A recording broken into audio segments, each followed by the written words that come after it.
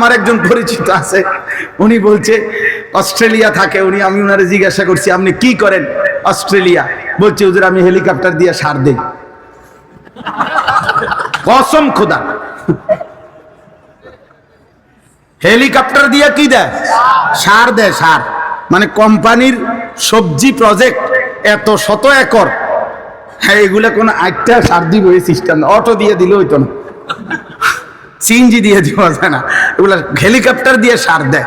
আমাদের বাংলাদেশে হেলিকপ্টার দিয়ে সার দিব কোন বছর? এই 12 তারিখের পরে। এই দোয়া করেন, 12 তারিখ নির্বাচন না, 12 ফেব্রুয়ারি, 13-14 তারিখের দিকে ইনশাল্লাহ প্রত্যেকের ঘরে ঘরে হেলিকপ্টার পয়সা যাবে সার দেওয়ার জন্য। যেই বিবৃতি চলতেছে এক একজনের, সুবহানাল্লাহ, কি হয় বলা যায় না, কি হয়। শেষ পর্যন্ত আমরা যার যার দেশে থাকতে পারি কিনা, নাকি সকলেই একবারে বেডিং টেডিং নিয়ে চাঁদের দেশে বা মঙ্গল গ্রহে চলে যায় কিনা, সম্ভাবনা আছে। যেই আশ্বাস দিতেছে সবাই, মাশাআল্লাহ, আশা করা যায়, আশা করা যায় তো চাঁদে বা মঙ্গলে আমরা ঘরদুয়ার করতে পারবো। আশা করি ব্যাপক উন্নতি হয়ে যাবে দেশে, অনেক কিছু। হ্যাঁ হ্যাঁ ইনশাআল্লাহ।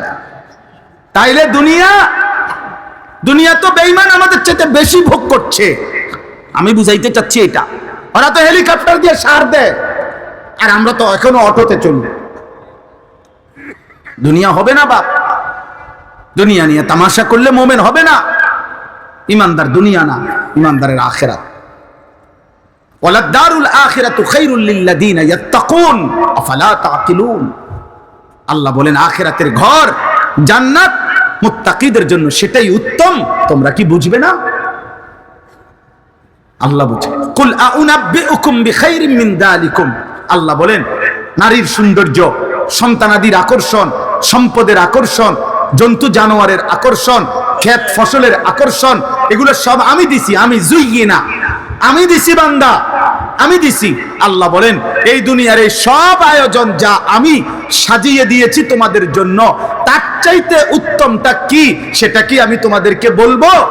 আল্লাহ নিজে বলতেছে কুল আউনাব্বিউকুম, আমি কি বলবো তোমাদেরকে? তো আল্লাহ নিজেই বলেন লিল্লাযিনা তাকাউ ইনদা রাব্বিহিম, তোমরা যারা যারা আমি আল্লাহকে ভয় করে আমার উপরে তাকওয়া রেখে গুনাহ ছেড়ে দিয়ে আখিরাতে আসবা, জান্নাতুন তাজরি মিন তাহতিহাল আনহার খালিদিনা ফিহা, অনন্তকালের জান্নাত আমি আল্লাহ তোমাদের হাতে তুলে দেব। আর জান্নাতের এক কোণা, জান্নাতের এক নিয়ামত, খোদার কসম তোমার দুনিয়া লক্ষ কোটি বারের চাইতেও অনেক উত্তম, অনেক উত্তম, অনেক উত্তম। আপনি যদি বলেন আপনার সন্দেহ, ঠিক আছে, আপনার সন্দেহ নিয়ে থাকেন আপনি, আমার ইয়াকিন হয়। আপনি যদি টেলিভিশনের খবর আপনার এতটা বিশ্বাস হয়, চ্যানেলের খবর আপনার এতটা বিশ্বাস হয়, বিজ্ঞান বইয়ের পড়া আপনার এত বিশ্বাস হয়, পদার্থ বিজ্ঞানের পড়া আপনার এত বিশ্বাস হয়, জীববিজ্ঞানের পড়া আপনার এত বিশ্বাস হয়, দুনিয়ার বাংলা অঙ্ক ইংরেজি বইয়ের পড়া আপনার এত বিশ্বাস হয়, এত বড় কায়নাতের মালিক আসমানওয়ালা রব, তার কথা আমার বিশ্বাস হবে না কেন? কেন হবে না বিশ্বাস? কেন হবে না? হ্যাঁ বলেন, যুক্তি কি বলে, ইনসাফ কি বলে? কোরআনের কথা বিশ্বাস হবে না কোন যুক্তিতে? কেন? কারণটা কি? আপনার কাছে কি কারণ আছে বলেন, যে কারণে আপনি আস্থা রাখতে পারতেছেন না? রাসূলুল্লাহ সাল্লাল্লাহু আলাইহি সাল্লামের কথার উপরে আপনার আস্থা হচ্ছে না কেন বলেন? আমার শায়েখ আল্লামা মুফতি মুশতাকুন নবী কাসিমি হুজুর অনেক সময় এটা বলে, জিকিরের কথা, আল্লাহর জিকির বলতে বলতে ওয়াজে হুজুর অনেক সময় আবেগে জোশ উঠলে হুজুরে বলে যে হে আল্লাহর বান্দারা, শ্রোতাদেরকে বলে যে দেখেন আমি আপনাদেরকে এতক্ষণ বললাম যে আল্লাহকে ডাকেন, আল্লাহকে ডাকেন, আল্লাহকে ডাকেন, যদি আপনারা কেউ না ডাকেন শেষ পর্যন্ত আমি মুশতাকুন নবী কসম করে বললাম আমি আল্লাহকে ডাকবই ডাকবো। ঠিক তেমনি ভাবে আপনারা হাজারবার প্রত্যাখ্যান করেন, নওজোয়ান ভাই তুমি আল্লাহকে ছেড়ে দাও, বাকি মনে রাখো যাকে ছেড়ে দিছো ও চিরেই তুমি তার কাছেই যেতে হবে। হ্যাঁ নিশ্চিত, নিশ্চিত, কোনো সন্দেহ।